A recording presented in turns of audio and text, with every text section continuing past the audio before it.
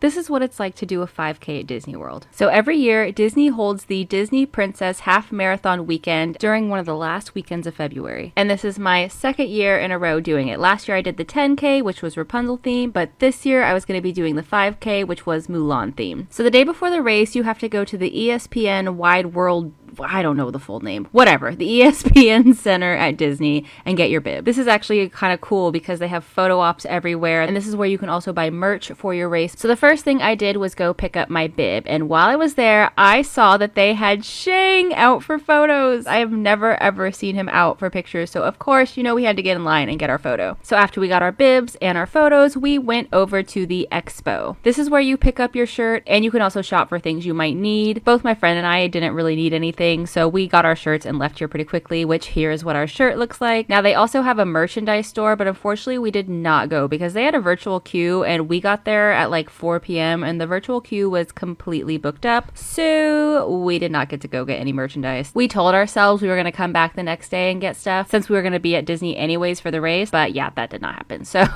neither one of us got any merch. Oopsies. So once you get your bib and your shirt, you go home and you get some rest because you have to wake up at an ungodly hour to run these races. They have to have everybody start and finish the race before it's time to open the park. So the races start at 5 a.m. Yep. So here I am, 2 a.m., getting up, getting ready to go. Now, as I mentioned, the theme for the 5K was Mulan, so I wanted to Disney bound as Mulan, and I decided I was going to try to recreate this outfit. Honestly, it was kind of tricky trying to figure out what to do for Mulan because all of her outfits have so many layers and so many colors. I was almost tempted to just buy a Halloween costume and make it easy, but when I dress up, I like to buy things that I can rewear. So I bought this maroon skirt, navy tube top, and this pink satin shirt. And then I added some accessories. And this was my final look. I also put on some knee-high socks because it was supposed to be stupid cold that morning. Then I got in the car and started driving to Disney, only to realize I completely forgot to grab Cricky in his little cage, so I had to turn around, grab the cage, and get in the car again. Now they recommend getting there before 4 a.m., so I left my house around 3 a.m. And the 5K was going to be taking place at Epcot, so that's where I headed. So I parked, went through security, and met up with my friends who were going to be there. One of my friends was going to be doing the race with me, and two of my other friends were just going to be watching. And oh my god, I felt bad for them that they watched it because it was so cold, you guys. Florida has been having a very unusual winter this year, and it got down to like 37, I think. It was so cold, and not only was it cold, it was windy. But it was too late to back out now, so we went and found our group. What group you're put in is based on how fast you run, and I'm a little bit on the slow side, so I was put in Group E, which means I had to wait for Groups A, B, C, and D to go before I could go. But at 5:43 a.m. it was finally time for our group, and off we went. Now, as you might have seen in a skit I did last year, if you do either the 10K or the half marathon, they will have balloon ladies at the race who are pacers, and if they get in front of you, you get pulled from the race because you have to be moving at a certain pace so that they can open the park on time. But thankfully, the 5K is short enough that it does not have balloon ladies, so we didn't have to worry about staying up at a certain pace and got to just take our time and enjoy. And as you can see, Disney likes to put a little bit of entertainment throughout the race. They had cheerleaders, they had a band, they were playing clips of Mulan, and they of course played Disney music throughout the whole race. They also have characters throughout that you can take pictures with, and we totally were gonna get some pictures with Mushu until we saw the line. That line, if those of you are familiar with Epcot, it started in China and it went past Africa. We were like, oh heck no, we're not waiting that long. And unfortunately, like all the character lines were like that, so we skipped all of them. Some of the other characters they had there were Cinderella's stepmother and stepsisters, Snow White's prince, and Goofy. There might have been another one, but those are the only ones I can remember. But probably the coolest part about the Disney runs is that you get to do them through the parks. So the 5K went through pretty much all of Epcot. And here I am freezing. Like, my hands were numb at this point, you guys. It was so cold. But the finish line was on the horizon. When you see the choir, you know you're getting close. So I texted my friends that were spectators and told them we were almost there, but somehow we did not see them and they did not see us. So we crossed the finish line without seeing them at all, and they sat there in the cold for hours without seeing us at all. But we did it! It took us about an hour. We walked the whole time. A common misconception is that you have to run the whole time. Nope, you could walk, and that's what we did. Once you cross the finish line, they hand you your medal, and this one was really cool because it had a picture both on the front and the back. They also give you some snacks, a banana, banana and some drinks, but it was too damn cold for me to record that. My hands were freezing. They also take pictures of you throughout the entire race, so then you get to see how beautiful you look at 5 a.m. while running. And thank God my pictures this year are much better than last year's.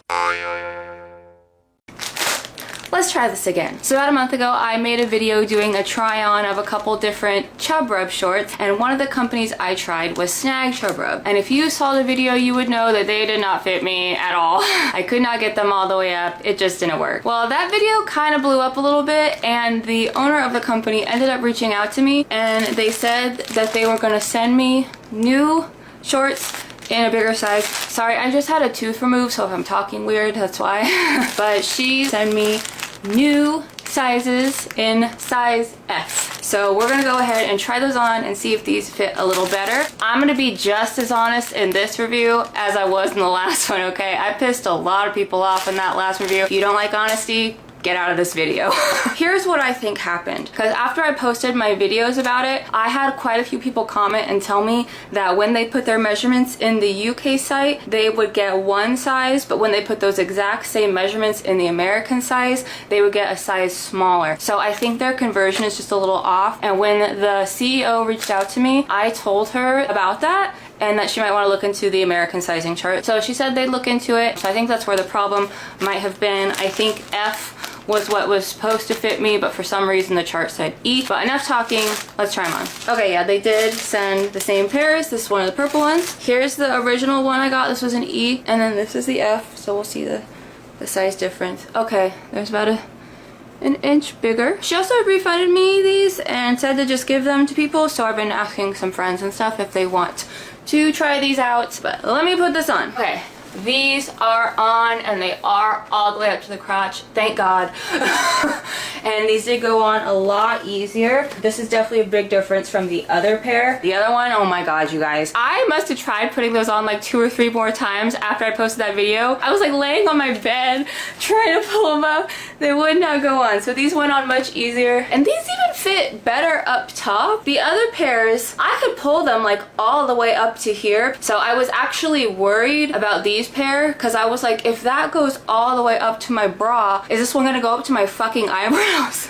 But this one sits at a much better place than the other pair did. Okay, next up are these.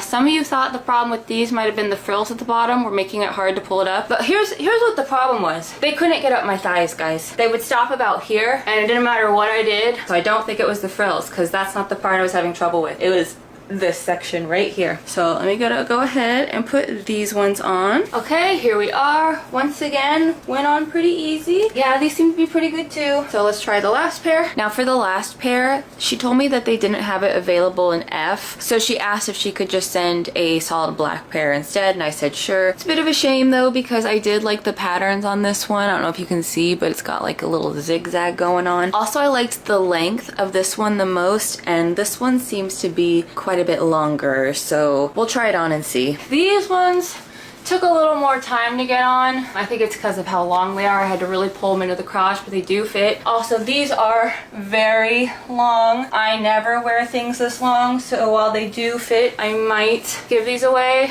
Like, I'm already hot in them. I have a sweating condition, and I also live in Florida where it's 8 billion degrees out. My preferred length would be about here. I don't know if I'll wear these, but they do fit. F is definitely better than E. Now that these actually fit, I probably will actually wear these. Except for this pair. I'm already hot. Let me take these off. I'm already hot. Okay, so now for my final thoughts now that I have pairs that actually fit. These are definitely way comfier and fit way better than the E size, and I do like the colors, especially this one. This one's so fun. I specifically bought this pair because all of my other Chub Rub shorts are black or nude, so I wanted something that had a pop of color. Would I say I'm instantly in love with them and they're the greatest thing I've ever tried? No. There are a few things I'm not too into. For instance, I don't know what this thing down here is in the crotch. I'm assuming it's for breathability, for air and sweat and all that, but personally, I don't really like the way it feels down there. I don't like how there's so much